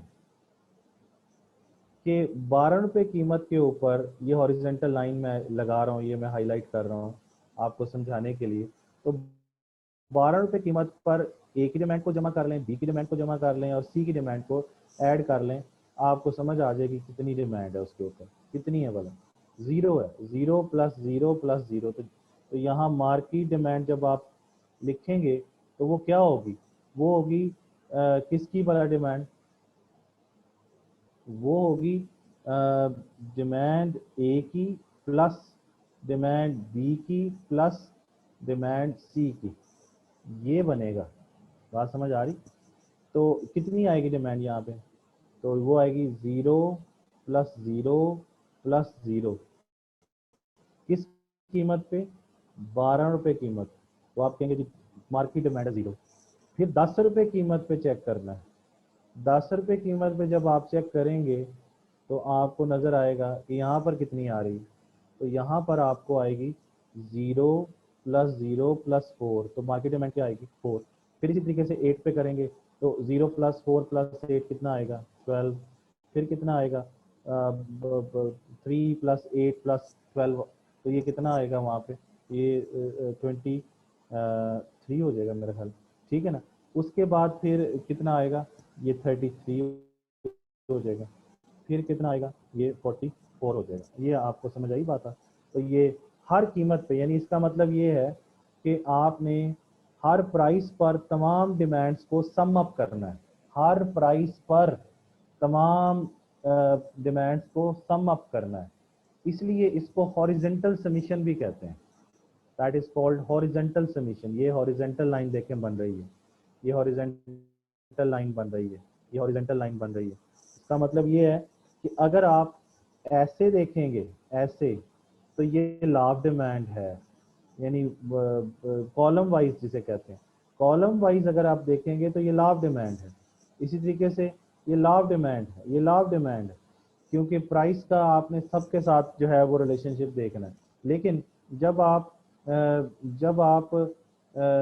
इसको देखेंगे कैसे भला, हॉरिजेंटली हर कीमत पे देखेंगे तो वो क्या बन जाएगा, वो आपके पास मार्केट डिमांड बन जाएगा। तो मार्केट डिमांड क्या है, market demand is the horizontal summation of individuals demand at a particular price। इसका मतलब हॉरिजेंटल जब आप सम अप करेंगे, ये देखें हॉरिजेंटल सम अप कर रहे हैं हम, इसको इसको और इसको, ये हॉरिजेंटल एक लाइन भी बन गई है देखें, और किस कीमत पे, एट ए पर्टिकुलर प्राइस। हर कीमत पे करना है, हर कीमत पे 10 रुपए कीमत पे लहदा सम अप करना है इन तीनों को, तो ये हॉरिजेंटल लाइन बन जाएगी। फिर 8 रुपए कीमत यानी पर्टिकुलर प्राइस मीन्स हर कीमत पे आपने हॉरिजेंटल सम अप करके यहाँ लिख देना है, और 4 रुपए कीमत पे इन सबको, इस तरह 2 रुपए कीमत पे इन तीनों को जमा करके यहाँ लिख देना है। अब अगर हम क्या करें, अब अगर हम इस प्राइस को और इस मार्केट डिमांड को मिला दें तो क्या बनेगा भला, मार्केट डिमांड कर्व बनेगा। समझ आई बात, मार्केट डिमांड कर्व बनेगा। यानी हमने बाकी नहीं बनाने, हमने क्या करना है, हमने यहाँ पर QD लिखना है, यहाँ प्राइस लिखना है, और क्या करना है, 12 को किससे मिलाना है, 0 से, 10 को किससे मिलाना है, 4 से, 8 को किससे मिलाना है, 6 को किससे मिलाना है। समझ आ गई बात। तो आपके सामने सिचुएशन आ जाएगी, 6 को 23 से मिलाना है, 4 को आपने 33 से मिलाना है, तो इस तरीके से आपके सामने 2 को 44 से मिलाना है, तो आपके सामने ये डिमांड कर्व बनेगा। इसे हम कहेंगे मार्केट डिमांड कर्व। मेरी बात क्लियर होगी। हाँ, अगर आप चाहें तो इसमें इंडिविजुअल डिमांड कर्व भी बना सकते हैं, ए का, बी का, सी का। तो आप देखेंगे ए का ऐसे आएगा, बी का ऐसे आएगा, और डिमांड सी की ऐसे आएगी, तो ये सम अप करेंगे तो ये चीज़ बन जाएगी। इसी चीज़ को अगर आप यहाँ पर देखें, मैं दोबारा से आपको बताऊँ, इसको अगर दोबारा से देखें तो आपको मज़ीद भी एक बात समझ में आएगी। जैसे फॉर एग्ज़ाम्पल मैं ये कहता हूँ कि ये जो है वो ए का डिमांड कर्व है, फिर मैं ये कहता हूँ कि जी ये जो है ये बी का डिमांड कर्व है, समझ नहीं आई, और फिर मैं ये कहता हूँ आपसे कि ये जनाब सी का डिमांड कर्व है, तो ये डिमांड ए की, ये डिमांड बी की, ये डिमांड सी की, और फिर मैं आपसे कहता हूँ कि देखें जनाब इस कीमत पर ए की डिमांड इतनी, ये देखें इतनी, ए की डिमांड कितनी आ रही, इतनी, इस कीमत पे, ये कोई कीमत है P2 कह लें, उस पर इसकी इतनी, इसी कीमत पे अगर मैं इसको इससे मिला दूं तो इस पे इसकी डिमांड है इतनी, और इसमें इसको मिला दूं तो इसकी डिमांड है कितनी, इतनी। तो ये देखें अभी भी हॉरिजेंटल लाइन बन गई और इस कीमत पे बन गई, यानी A plus B plus C, ये 3 पॉइंट्स हैं, और इन तीनों को यहाँ सम अप करके मैं यहाँ लिखूंगा इस पॉइंट पे, तो ये बन जाएगा D।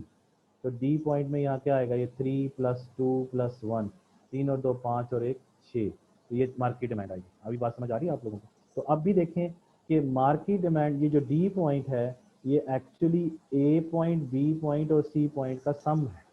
तो A पॉइंट पर डिमांड कितनी है, 1 है, B पर कितनी है, 2 है, और C पर कितनी है, 3 है, तो ये 6 आएगी। मेरी बात समझ आई।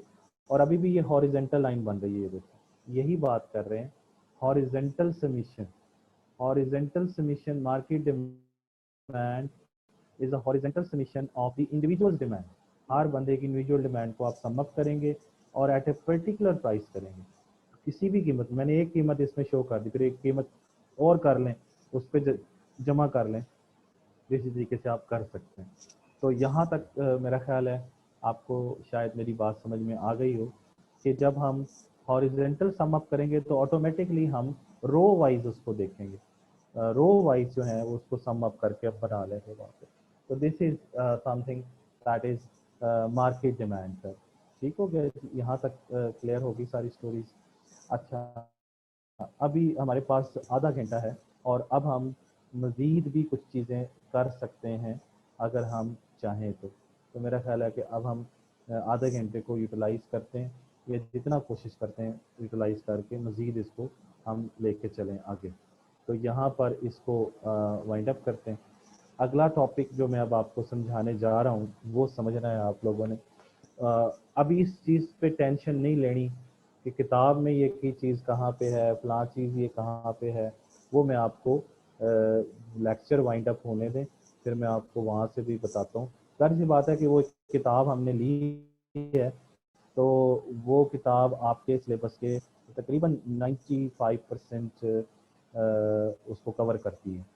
तो उसमें 5% अगर कोई चीज़ें नहीं भी होंगी तो I would provide to you people, don't worry at all. आपने बिल्कुल टेंशन नहीं लेनी है, ये इसको समझना है और इसके अंदर इससे परेशान नहीं होना कि ये क्या करना है। मैं आपको किताब में से भी अभी दिखा देता हूँ कि ये चीज़ें कहाँ पर है। जाहिर सी बात है कि उसमें हर चीज़ तो नहीं होगी, इतनी डिटेल से भी नहीं होगी, तो आप लेक्चर इसीलिए ले रहे हैं कि आपको बातें जो किताब में भी ना हो तो वो आपको कुछ चीज़ें मैं आपको बताऊँ एक्स्ट्रा, तो आपको समझ आ जाएगा। तो अब जो नया टॉपिक हम शुरू करने जा रहे हैं उसे हम कहते हैं change in demand versus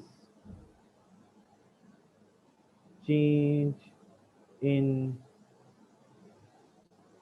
quantity demand. ये हमारा टॉपिक है जी next, change in demand versus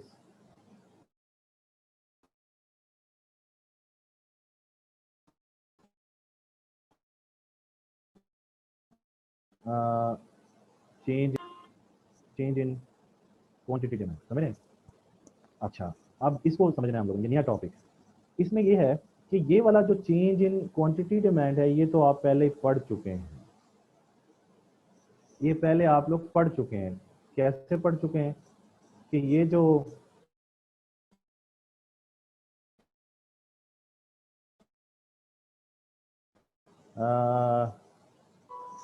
इधर पढ़ा था क्या भला, ये law of demand, law of demand जो हमने पढ़ा है इसी को ही हम लोग चेंज इन क्वांटिटी डिमांड कहते हैं। मैंने उस वक्त नहीं बताया था, फिर कन्फ्यूजन होती है, तो मैंने इसलिए आप बताया कि इसका एक और नाम है चेंज इन क्वांटिटी डिमांड। समझ आ गई बात आप? अच्छा, अब इसका मतलब ये है कि जो हम टॉपिक अब पढ़ने जा रहे हैं वो तो आधा पढ़ा हुआ है हम लोगों ने, है ना? वो टॉपिक तो हमने पढ़ा हुआ है, चेंज इन क्वांटिटी डिमांड, यानी ये है। अच्छा, अब मैं थोड़ा सा फ़र्क बता दूं आप लोगों को कि क्या डिफरेंस क्या है। देखें, हमने पढ़ा quantity demand is a function of price, income, taste, weather, number of consumers, prices of related goods, advertisements, and so on. So on. This is called general demand function. General इसलिए कहते हैं कि इसमें तमाम फैक्टर्स आ गए जो कि demand को अफेक्ट करते हैं, क्योंकि प्राइस भी डिमांड को अफेक्ट करती है, वाई का मतलब इनकम है, इनकम भी करती है, टेस्ट भी करता है, वेदर भी करता है, नंबर ऑफ कंज्यूमर्स भी करते हैं, और बहुत सारे हैं जो सारे लिखे नहीं जा सकते, इसलिए हमने डॉट्स लगा दी। अगर हम इस जनरल डिमांड फंक्शन को दो हिस्सों में डिवाइड कर लें, पहला हम कहें कि quantity demand is a function of price, ठीक हो गया, और दूसरा हम बना लें quantity demand is a function of other factors.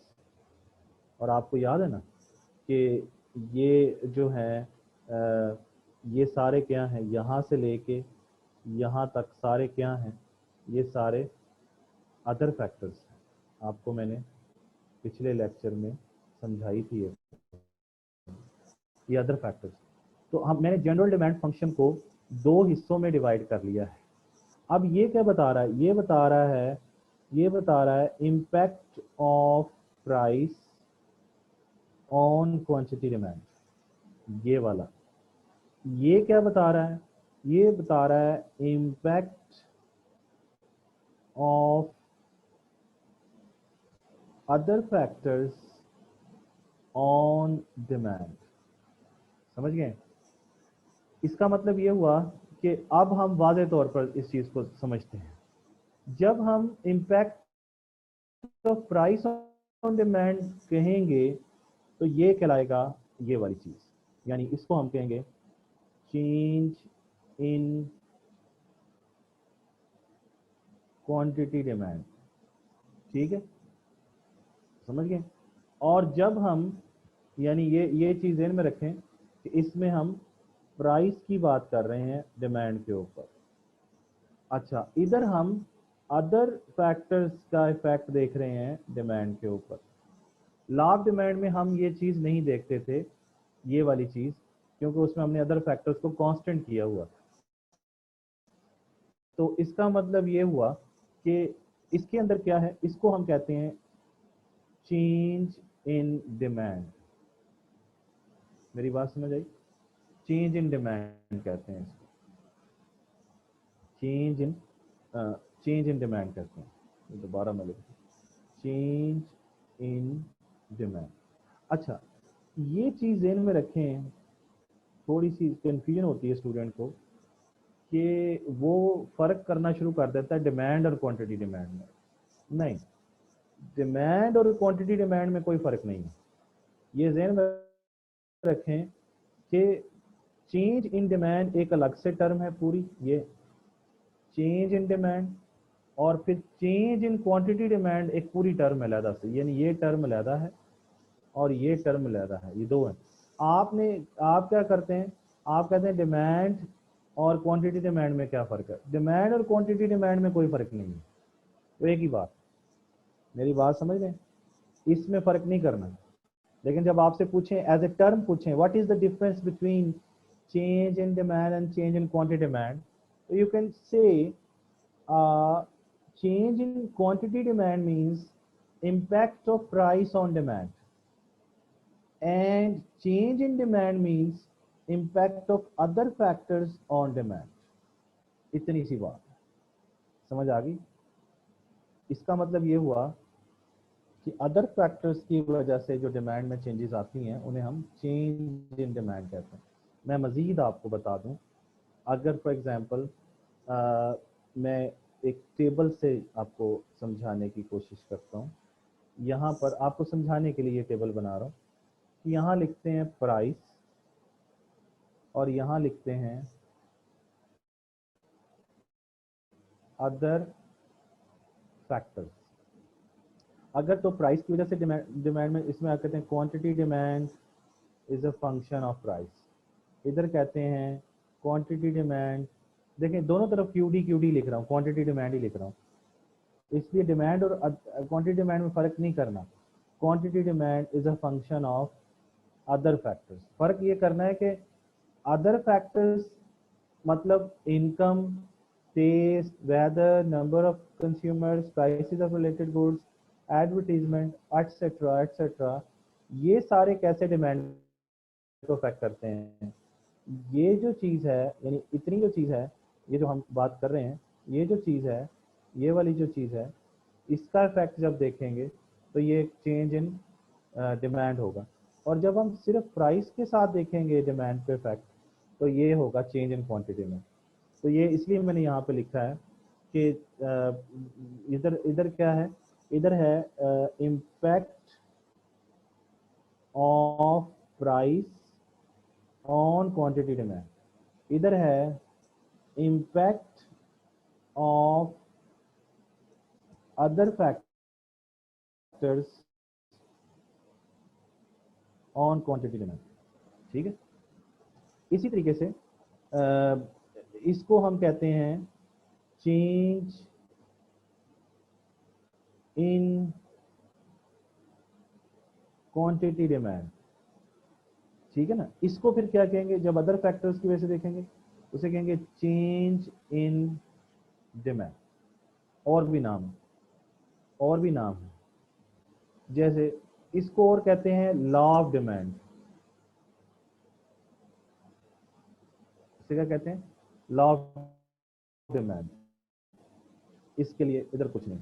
अच्छा, इसी तरीके से इसको हम कहते हैं extension and contraction of demand, और इसे हम कहते हैं rise and fall in demand, ये सारे नाम हैं, इनको याद करना पड़ेगा आपको कि अगर आपसे पूछें कि जी बताइए एक्सटेंशन एंड कॉन्ट्रैक्शन में क्या डिफरेंस है, तो वो भी आप बता सकते हैं। इस तरह आपसे पूछा जाए राइज एंड फॉल में क्या डिफरेंस है, तो वो भी बता सकते हैं। तो आप कहेंगे extension and contraction means change in quantity demand, extension and contraction means law of demand, extension and contraction means impact of price on demand, सीधी सी बात। इस तरह से पूछे what is the difference between rise and fall, तो आप कहेंगे rise and fall is means change in demand and change in demand means impact of other factors on demand, इतनी सी बात है। तो ये सारा एक ही चीज। अच्छा, इसमें एक और कहते हैं movement along the demand curve, इसको एक और नाम भी देते हैं और इसे कहते हैं शिफ्टिंग ऑफ डिमांड कर्व। तो ये शिफ्टिंग ऑफ डिमांड कर्व इसको कहते हैं हम लोग, समझ गए। तो इसका मतलब ये हुआ कि चेंज इन डिमांड के और चेंज इन क्वांटिटी डिमांड के ये सारे मतलब हैं जो मैंने टेबल बना के आपको लिख दी है वहाँ पे, ये सारे मतलब हैं। तो बात ये है कि इनमें फ़र्क करना है हमें। टाइम हमारे पास अभी कोई थोड़ा ही है, तो थोड़ा सा आपको फ़र्क समझ आया कि चेंज इन डिमांड और चेंज इन क्वांटिटी डिमांड में क्या फ़र्क है। तो और चेंज इन डिमांड के और नाम क्या हैं और चेंज इन क्वांटिटी डिमांड के और नाम क्या हैं, ये सारा मैंने एक टेबल बना के भी समझाया आपको। ये सारे और नाम हैं, समझ रहे ना। तो अब मज़ीद थोड़ा सा मज़ीद बताऊँ आपको कि अगर हम ये कहते हैं कि quantity demand is a function of price, तो इसका मतलब ये है कि प्राइस के बढ़ने से क्वांटिटी डिमांड क्या हो जाती है, चार्जिंग पे लगाओ, प्राइसेस के बढ़ने से, हाँ जी, क्वांटिटी डिमांड क्या हो जाती है, कम, ये लॉ ऑफ डिमांड है ना। और प्राइसेस के कम होने से क्वांटिटी डिमांड बढ़ जाती है, ये लॉ ऑफ डिमांड। तो ये एक्चुअली क्या है, ये इम्पैक्ट ऑफ प्राइस है ऑन क्यूडी। और ये इसको और क्या बोलते हैं, अभी मैंने आपको बताया था, इसको हम चेंज इन क्वांटिटी डिमांड भी बोलते हैं, ठीक है ना।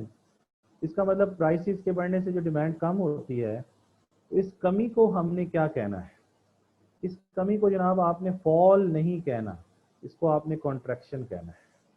तो आप इसे कहेंगे कॉन्ट्रैक्शन इन डिमांड। और इस प्राइस के कम होने से ये जो डिमांड कमी हुई है, इसको कॉन्ट्रैक्शन कहना है।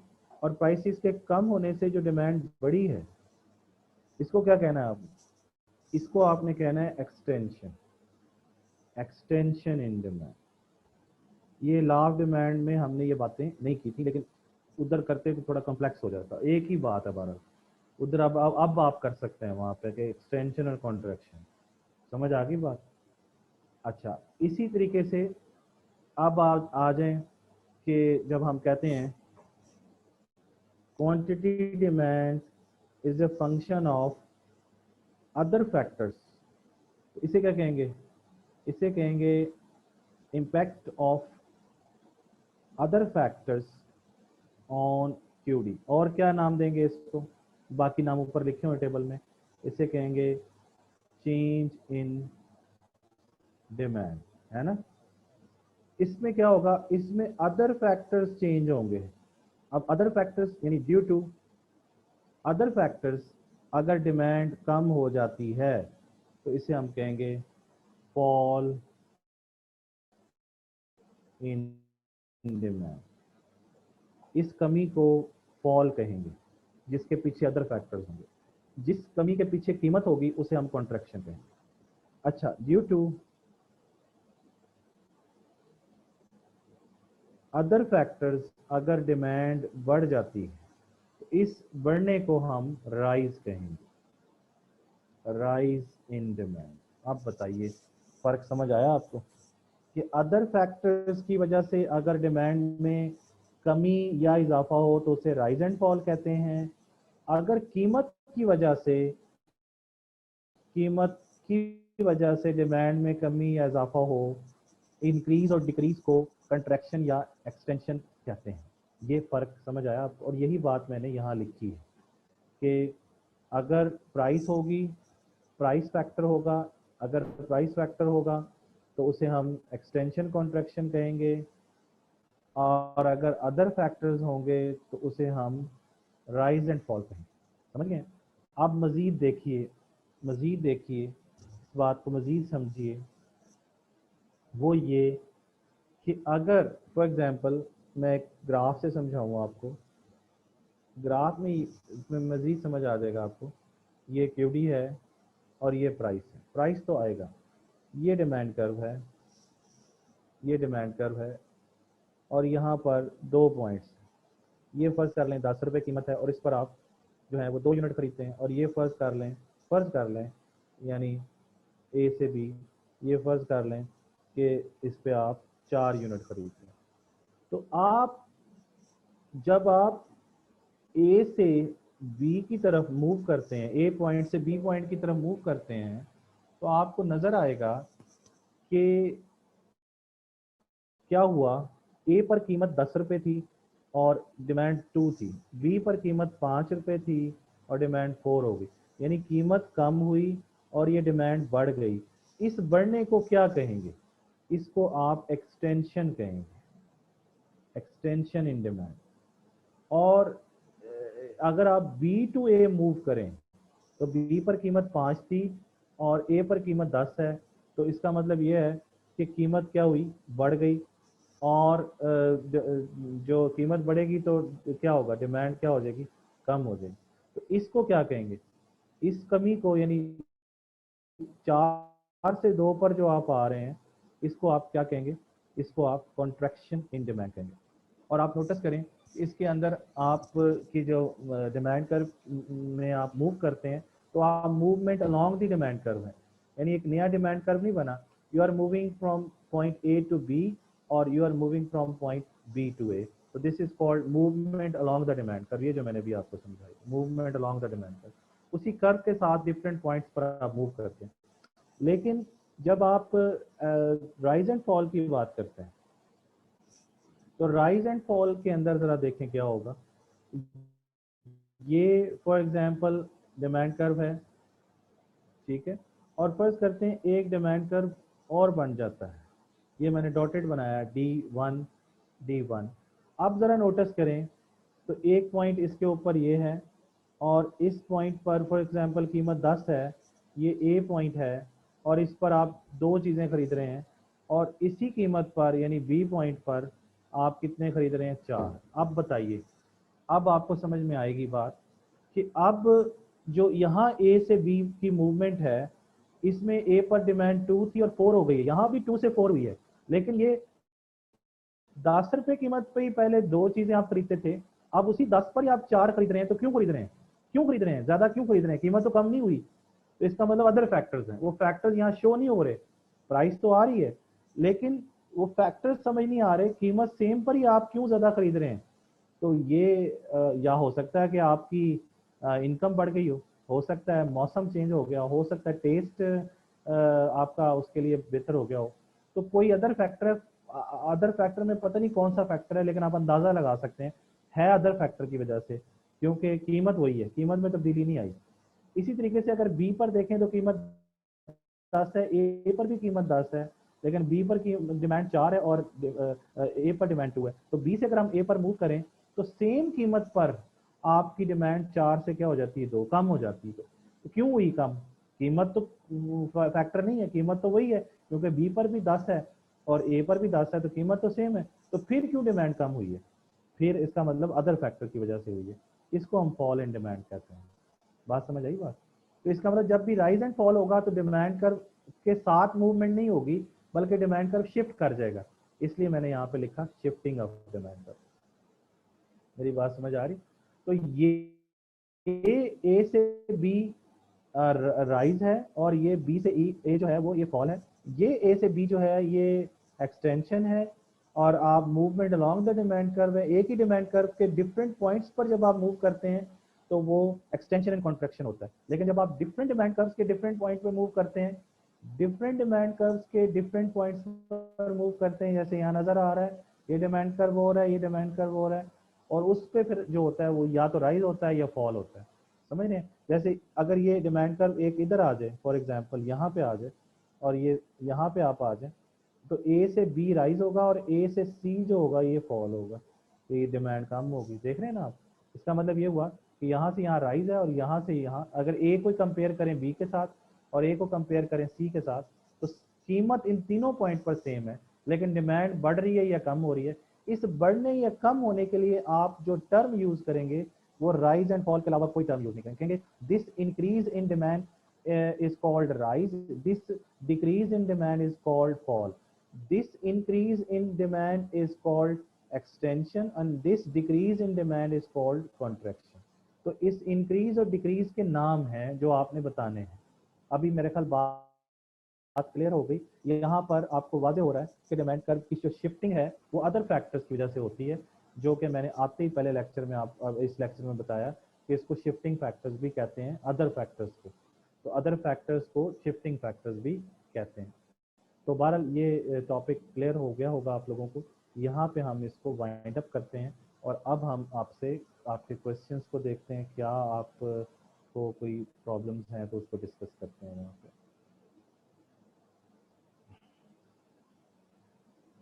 जी, अब इसमें जो पहला क्वेश्चन है वो है सर, ये मारिया जावेद का है। इसमें है सर, अजम्पशन आल्सो बिकम अवर लिमिटेशन। नहीं नहीं नहीं, देखें, अजम्पशन और लिमिटेशन में फ़र्क है। अजम्पशन का मतलब है कंडीशंस, अजम्पशन का मतलब ये है कि ये वो तमाम वेरिएबल्स हैं जिनको आपने कांस्टेंट होल्ड करना है ताकि लॉ प्रूफ हो जाए। समझ आ गई बात? फैशन जो है वो अजम्पशन है, टेस्ट जो है वो अजम्पशन है। assumption are those variables which we hold constant in order to prove the law। समझ आ गई? लेकिन लिमिटेशन या एक्सेप्शन का मतलब ये है, लिमिटेशन या एक्सेप्शन का मतलब ये है कि वो कंडीशन जहाँ पर लॉ फेल हो जाता है, ये और बात। अच्छा जी, उसके बाद नेक्स्ट जो है वो क्वेश्चन है, प्लीज़ बुक का नेम लिख दें।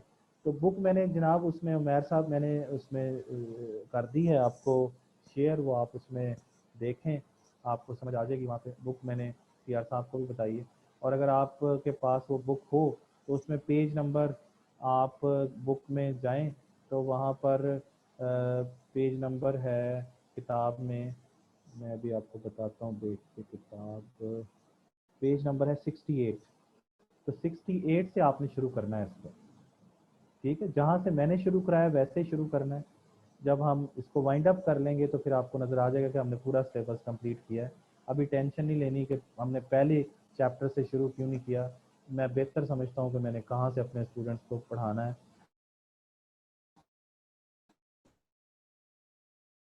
और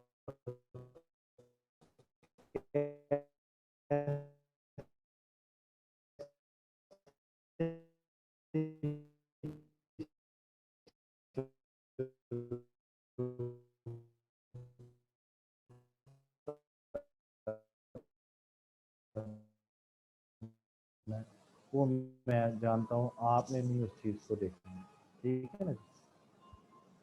और दूसरी चीज़ ये है कि अब जो किताब है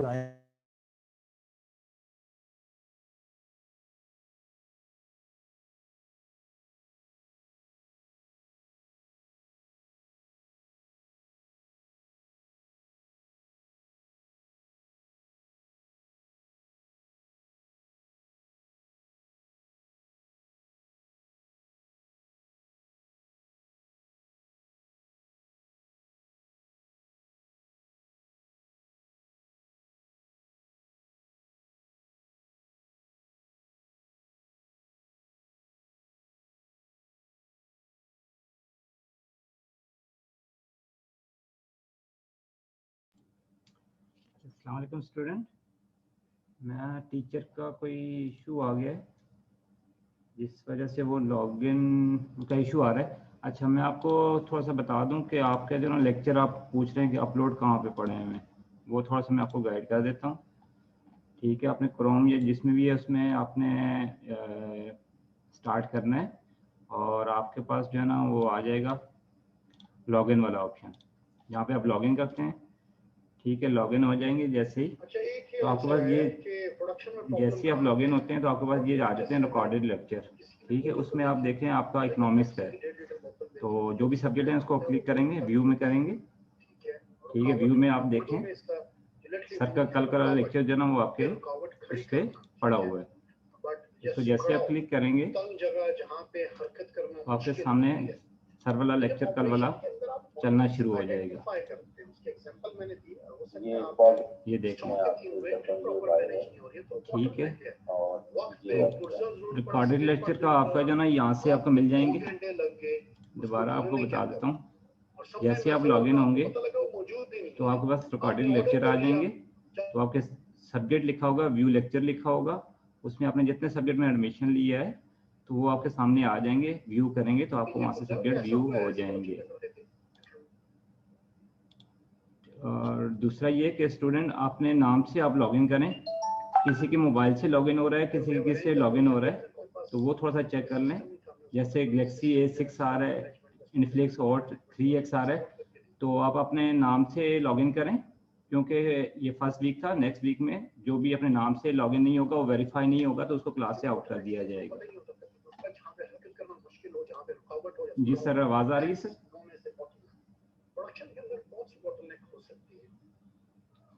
सेकंड ऑपरेशंस के अंदर आ जाए तो आपकी मशीन में itself can be a bottleneck.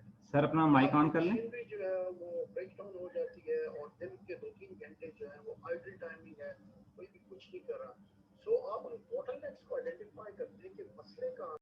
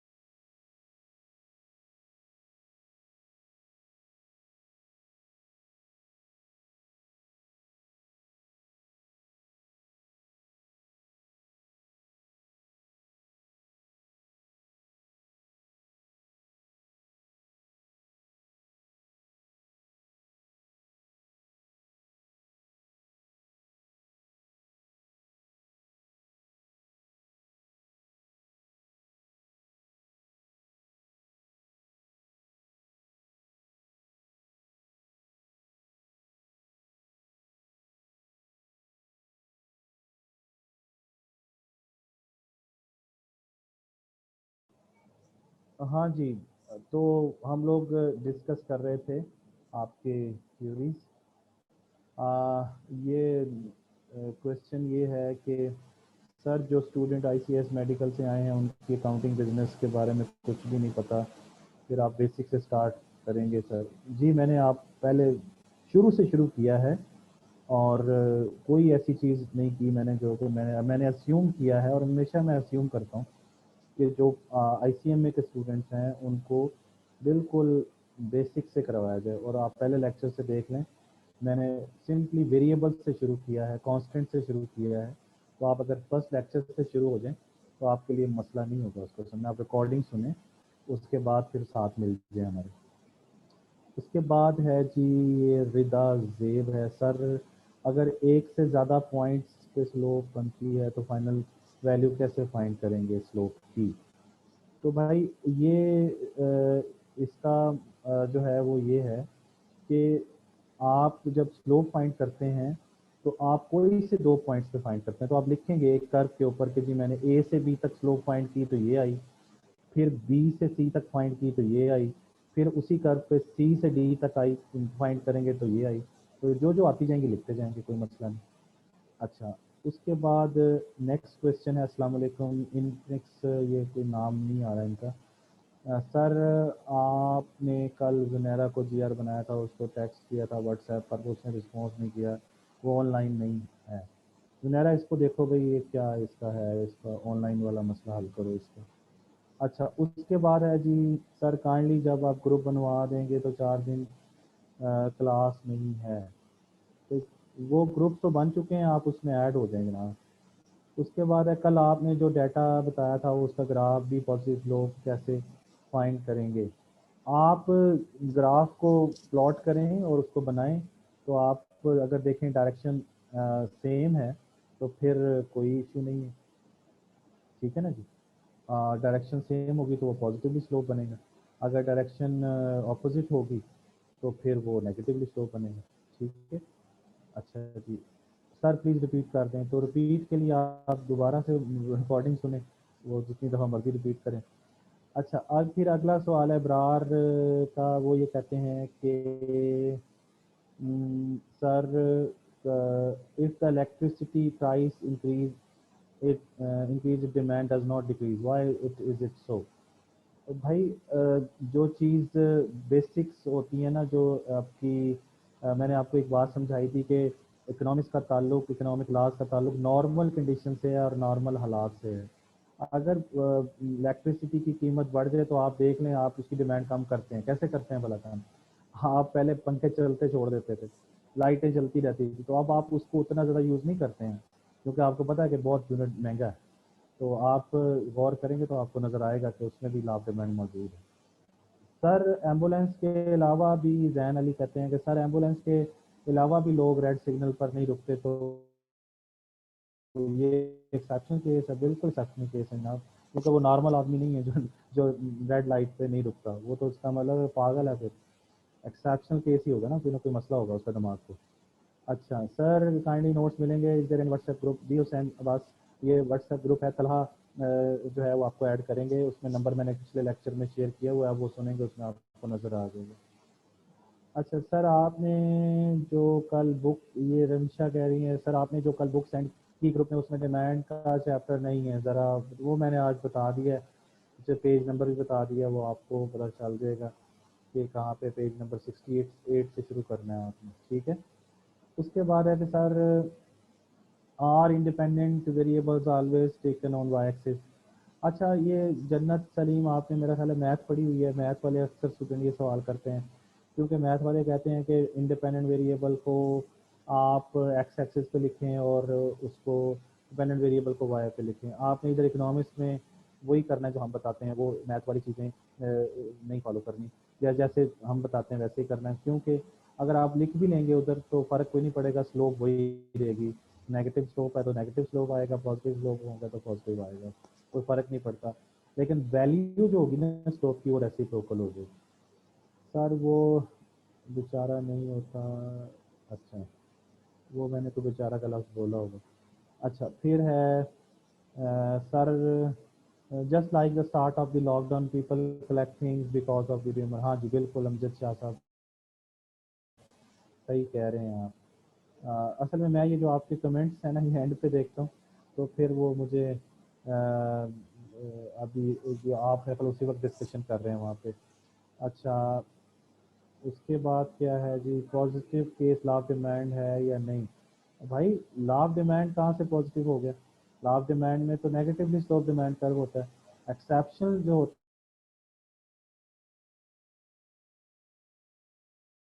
उलट है, मैंने बार बार बताया कि एक्सेप्शन वो है जिसमें लाभ केस होता है। मार्केट डिमांड की डेफिनेशन बता दें, मैंने बता दी थी। फिर हॉरिजेंटल जो है वो समझा दें, वो भी मैंने आपको समझाया है, मेरे ख्याल क्लियर हो गया होगा आपको।